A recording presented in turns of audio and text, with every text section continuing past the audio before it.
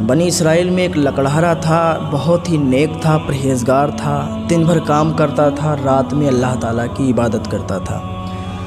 لیکن اس کی جو بیوی تھی، اس کی عورت جو تھی، وہ بنی اسرائیل کی حسیناؤں میں سے ایک حسینہ تھی، یعنی بہت خوبصورت تھی۔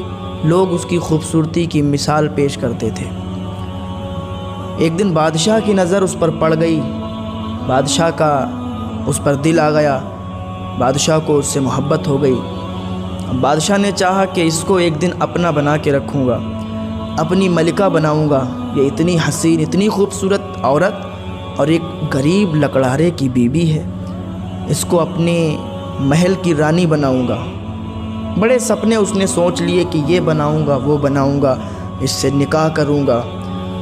تو اس نے ایک بوڑھی عورت، ایک بوڑھی خاتون کو اس کے پاس بھیجا، اس عورت کے پاس، اس لکڑہارے کی بیوی کے پاس۔ اور وہ بڑھیا اس کے پاس آئی، آنے کے بعد اسے بہکانے لگی کہ تو غریب لکڑہارے کی بیوی ہے، وہ تجھے کیسے کھلا پائے گا، تجھے کیسے رکھ پائے گا، تیرے جب بچے ہوں گے، تیری اولاد ہوگی، اس کو کیسے پالے گا۔ اور بادشاہ نے تیرے لیے پیغام بھیجا ہے کہ بادشاہ تجھے محل میں اپنی ملکہ بنا کے رکھے گا، رانی بنا کے رکھے گا، تجھے کوئی کمی محسوس نہیں ہونے دے گا، تجھے اپنی پلکوں پہ بٹھا کے رکھے گا، جو تو کہے گی وہ تیرے لیے کرے گا۔ وہ تجھ سے محبت کرتا ہے، تجھ پہ اس کا دل آ گیا ہے، اور وہ تیرے لیے کچھ بھی کر سکتا ہے۔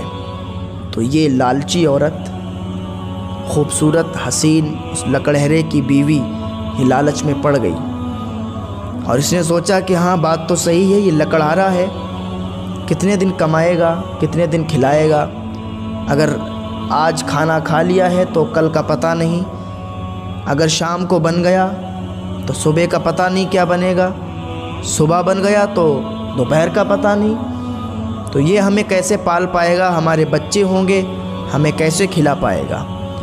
تو یہ سوچ کر اس نے کہا ٹھیک ہے، میں نے بادشاہ کا جو پیغام ہے اسے قبول کر لیا، جاؤ بادشاہ کو ہمارا پیغام سنا دو کہ میں راضی ہوں۔ جب بادشاہ نے سنا کہ یہ حسین، یہ خوبصورت عورت راضی ہو گئی، تو پھر بادشاہ پھولے نہ سمائے، اور اس نے جشن کا اعلان کر دیا۔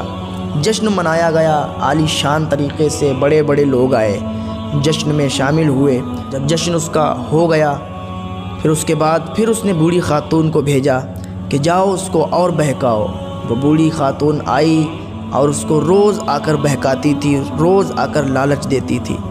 اب یہ اتنی بہکاوے میں آ گئی، اتنی لالچ میں آ گئی کہ لکڑہارے کو اس نے پریشان کرنا شروع کر دیا کہ تم یہ نہیں کر پاتے ہو، وہ نہیں کر پاتے ہو۔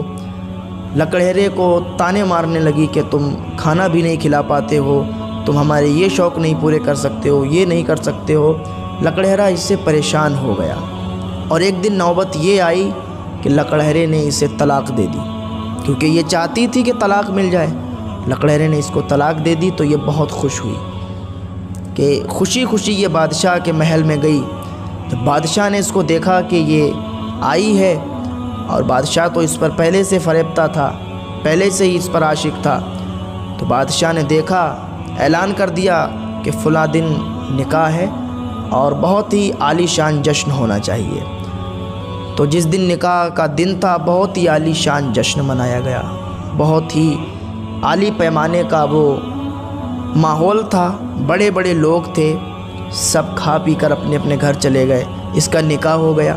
جب یہ رات کو دونوں ایک کمرے کے اندر داخل ہوئے اور انہوں نے ایک دوسرے سے سمبند بنانا چاہا، بادشاہ نے جب اس لالچی عورت کو دیکھا اور اس لالچی عورت نے بادشاہ کو دیکھا، تو دیکھنے میں دونوں کی بینائی چلی گئی، دونوں کی آنکھوں کی روشنی چلی گئی۔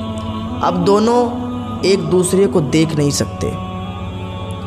پھر بادشاہ نے اس کے ہاتھ لگانا چاہا تو بادشاہ کا ہاتھ سوکھ گیا۔ اسی عورت نے بادشاہ کو ہاتھ لگانا چاہا تو اس عورت کا ہاتھ سوکھ گیا۔ پھر یہ دونوں بہرے ہو گئے، ایک دوسرے کی بات نہیں سن سکتے۔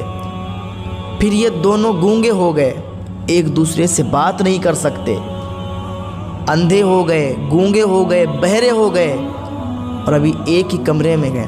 پھر ان کی شہوت بھی ختم ہو گئی، اور یہ دونوں جب صبح ہوتی ہے تو لوگ دیکھتے ہیں کہ یہ اندھے بہرے گونگے ہو گئے۔ یہ خبر اس دور کے نبی علیہ السلام تک پہنچی تو انہوں نے اللہ رب العزت کی بارگاہ میں عرض کی، تو بارگاہ خداوندی سے ارشاد ہوا، میں ہرگز ان دونوں کو معاف نہیں کروں گا۔ کیا انہوں نے یہ گمان کر لیا کہ یہ جو حرکت انہوں نے لکڑہرے کے ساتھ کی ہے کیا میں اس سے بے خبر ہوں؟ ہرگز میں بے خبر نہیں ہوں۔